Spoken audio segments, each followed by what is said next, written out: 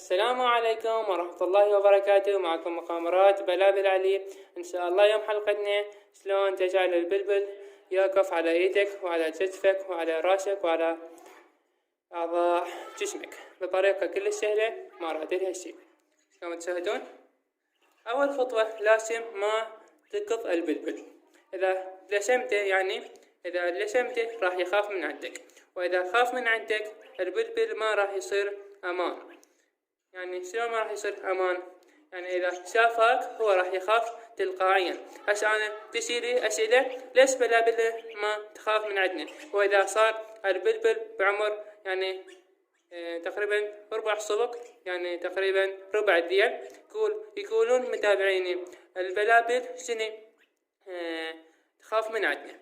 يعني البلابل تاركهن علي ماهن، يعني ما راح أقضهن، بس أعطيهن أكل أروح. هاي أعطيهن أكل البلابل ظلن ما يخافن من عندي. هاي حالة البلابل ظلن ما يخافن من عندي، يعني اجن علي هنا تلقائيا. اجى هذا يقف على ايدي، وهاي النفية وقفت على ايدي، لهسه ما طايرة. اول خطوة لازم ما تقضي البلبل، والخطوة الثانية تخليه على راحته. وهاي تقريبا عمرها سنة كاملة، وهاي تقريبا عمرها حوالي شهر كامل. انتم خلوا البلابل على راحتها، وهي راح توقف على ايدكم وعلى كتفك، وراح يوقف على راسك.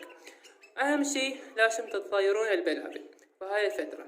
واذا طيرتوا البلابل الطير راح يعرف يستخدم جناح مالته.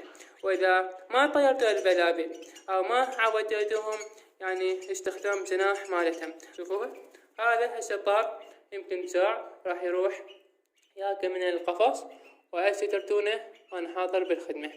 انتم تجي الأسئلة تقولون ليش بلابلنا ما توقف على ايد؟ كانت يعني سنة كاملة عمرها، او كانت مخالف. هسه عندي هذا مخلف كما تشاهدون يوقف على ايدي.